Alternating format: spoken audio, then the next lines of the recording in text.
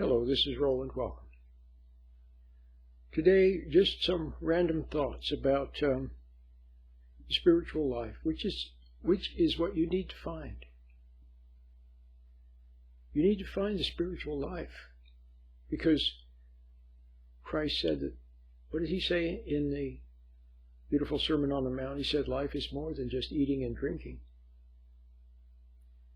And so it is. We all know that. You know that deep in your being. But to really find the real thing is what you need to do. Now, it's okay not to have found it, or to admit that you may not have found it, or to admit that you haven't found it. That's okay.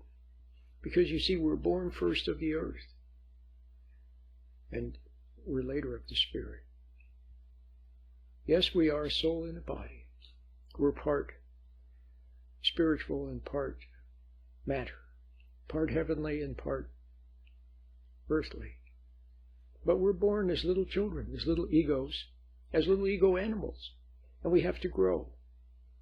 So we run and play and skip and discover God's great green earth. And it's a wonderful thing to be a child and to discover all the wonderful things that God made. Butterflies and rocks and pebbles and trees to climb and lots of wonderful things.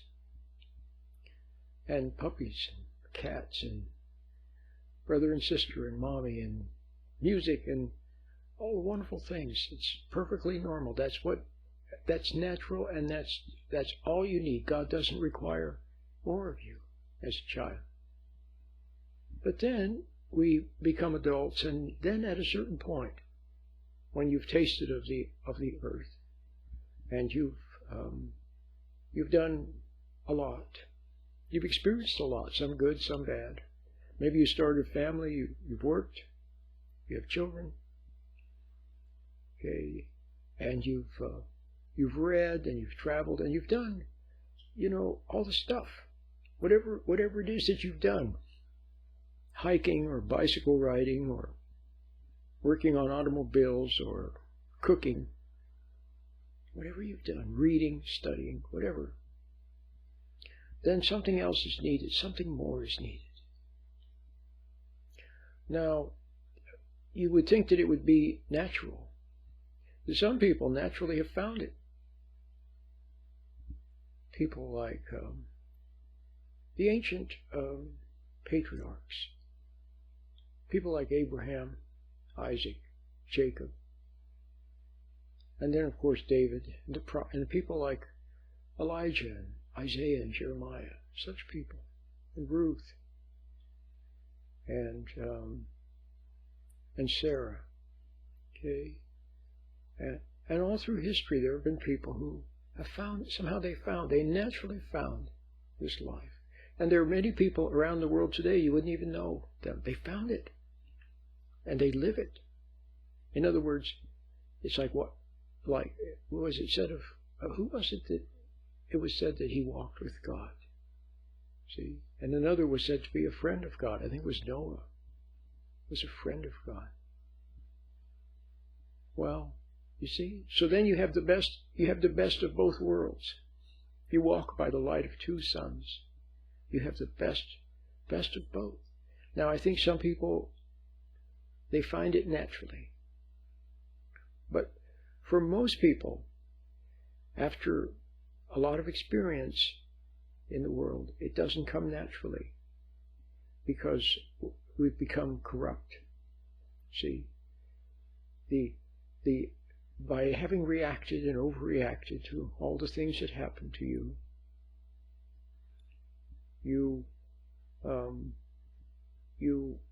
gradually became totally conditioned to, totally a product of the earth and of other people and of all the forces that bind you. See, group dynamics and family, everything, psychology, psychological forces and stresses and obligations. See, you became bound by those, didn't you? And then, of course, doubts and fears. Doubts bind you. Fears bind you. Things that you want too much begin to bind you. And then things that you have misused, then you will become addicted to them, and you become dependent on them. Others' approval, for example. When others withdraw their approval, we're stricken, which proves that yourself has become dependent on their love, on their approval.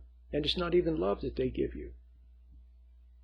So, to then find this spiritual life of which I speak, there has to be a new attachment. Okay? An attachment to of love to another order, the heavenly order, God's order. And then, see, then you continue to live on this earth, but now attached with a rapport with this other order of truth and of love. And the one that's what you fell away from or never found.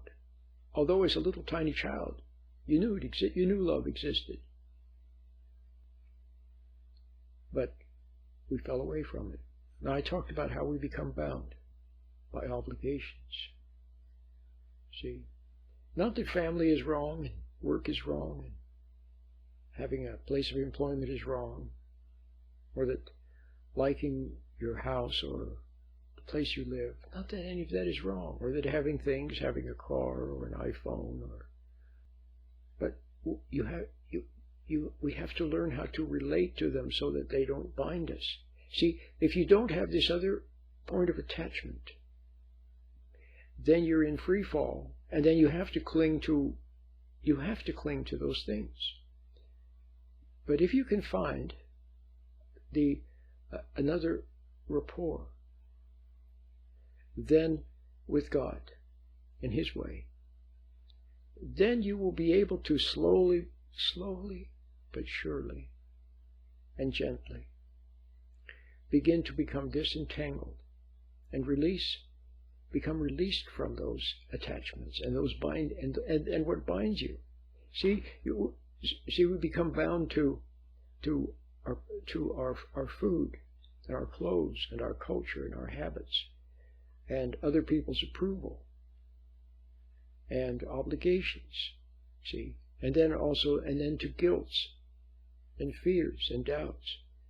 But then there's another principality. I don't want to get too heavy here, but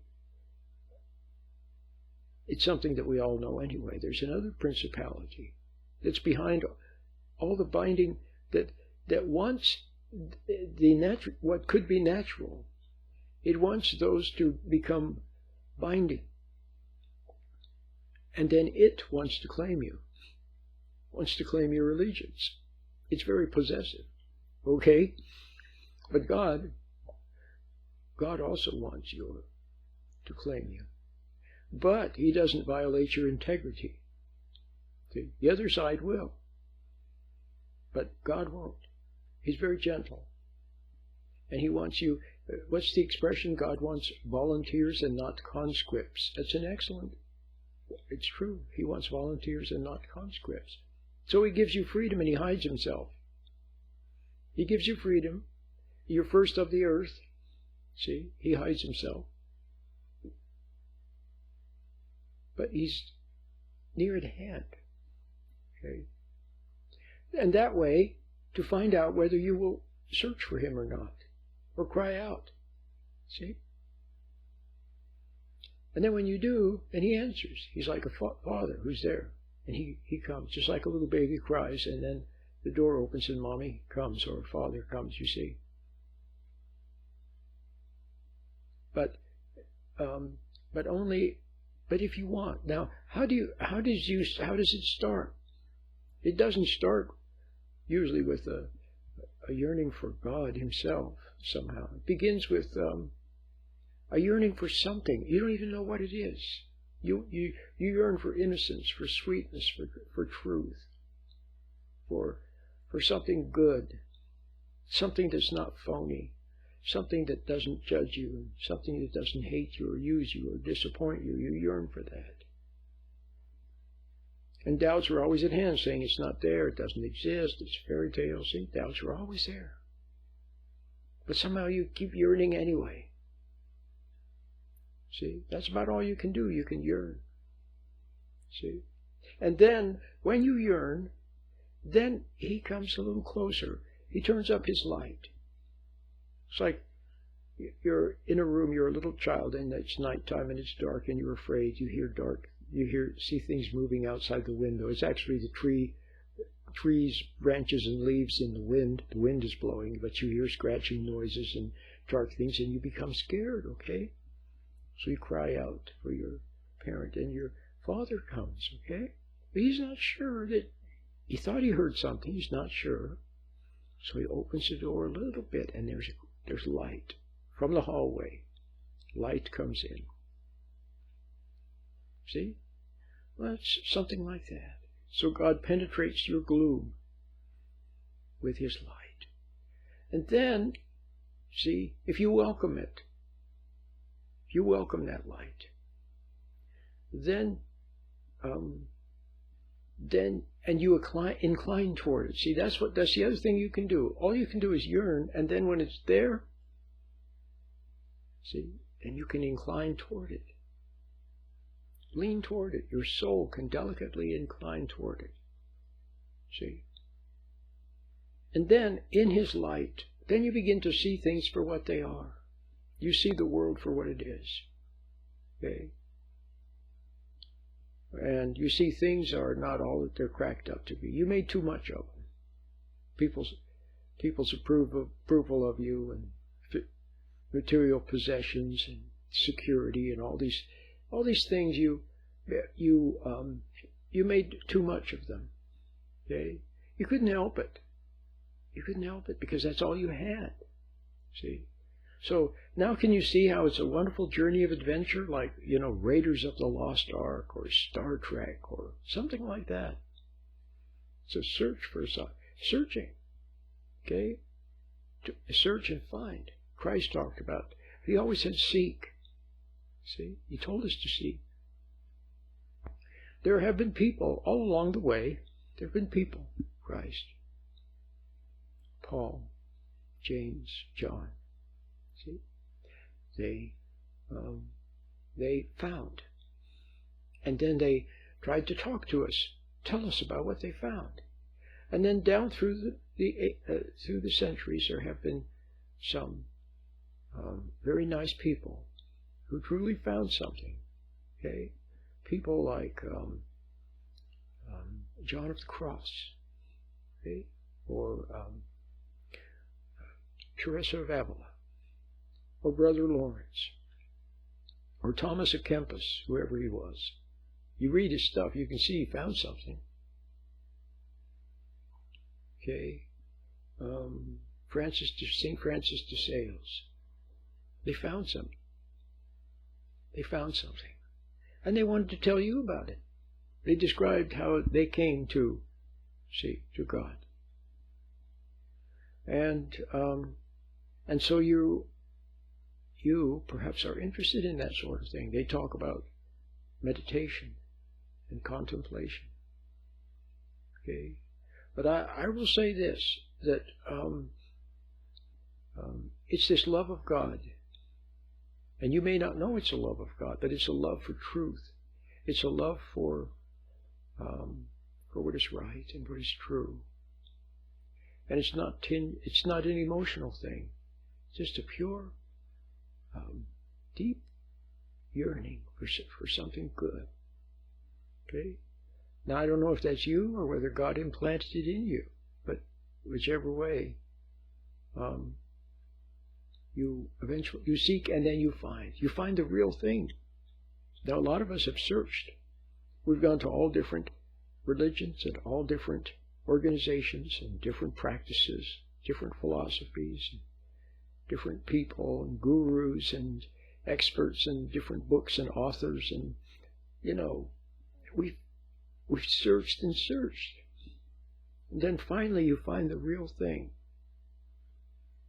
Okay? And it's very beautiful. So what do I do? Well, I found something also. And so, in my own simple way, okay, see, it's a process for me too. See, I get better as the years go by. I've been doing this now for what, 27 years? Writing books, being on the radio, and now making these lectures. Okay, it's a process for me too. See, when the change came, when God entered, I guess He heard my cry and entered. And then I began to see things, and I began to see myself as I am. See? Now that's where some people get tripped up, because they don't want to admit they're wrong. Remember I talked about things that bind us and constrict us? And I can't think of all the words, but you know what I mean. Like obligations and doubts and fears and not to mention addictions and all these things bind us. Well, what else binds us? Pride. Maybe you never thought of it that way. I'm trying to make a little video here just to introduce myself and to say that I'm trying, probably like Teresa of Avila or Madame Guyon, very popular lady. She wrote Experiencing God Through Prayer. People like that, see, nice people who are trying to help you to find what they found. And they usually say the same kind of things. They say it's very simple, and all you have to do is become quiet. See, and then God answers. Okay, but so what I'm trying to do is to maybe in modern language, just kind of bring up to date what they were trying to say. But I was saying, for me, it's a process also. See, I'm getting better as I get older. As the years go by, I get better, and it takes me a long time to be able to say things, to become unstuck, and then to see clearly.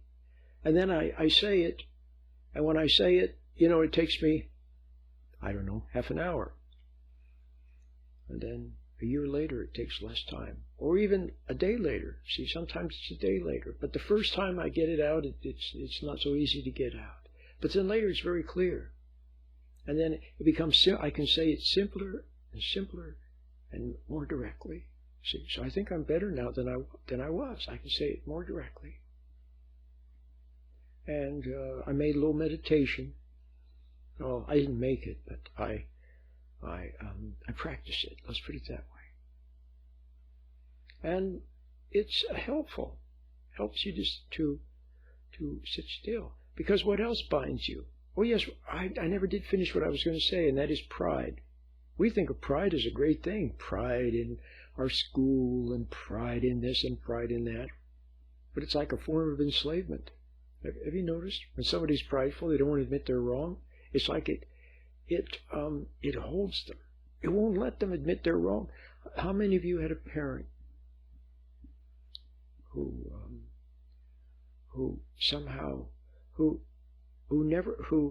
couldn't admit he was wrong or she was wrong, or who could just be quiet and be with you?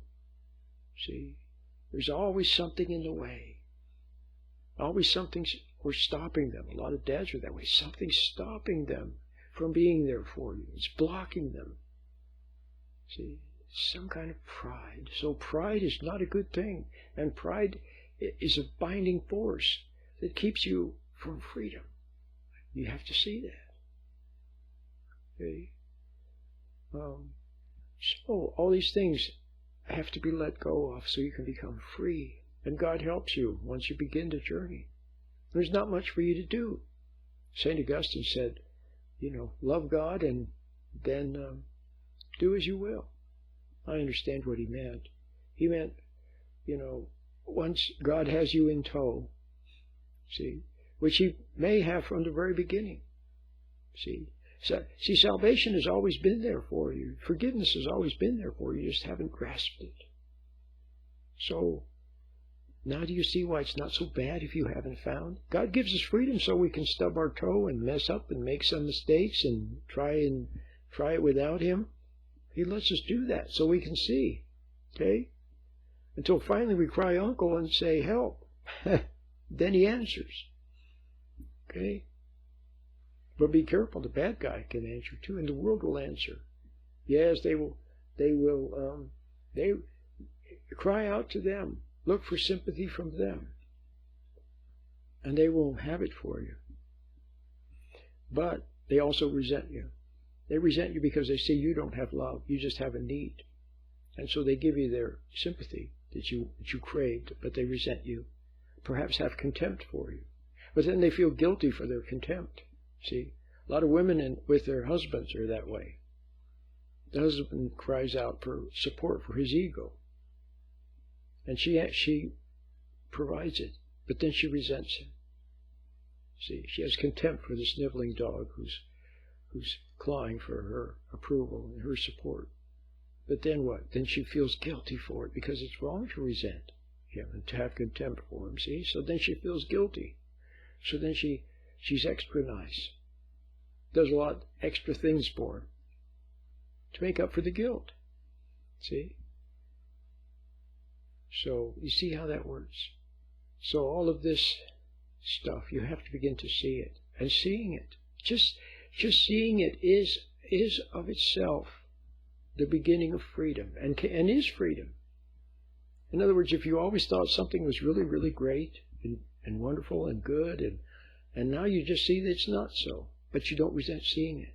That's all. Just don't resent seeing it. And now you see that it's not. There's not much there. There's no there. As Gertrude Stein said, okay, there's no there. So you see, it's like going for the extra piece of pie. Once upon a time, you thought it was really, really, really, really something. And now all of a sudden, it's not that great. I can do without it, see? So that's what life comes to be. Okay? And the people... The French have a saying, what do they say? La belle indifférence? Or la belle insouciance? I can't remember which it is. But it's like the sweet or the light lack of caring or indifference. But not in a bad way. See? Ignatius of Loyola talked about indifference. But I understand what he meant. He meant just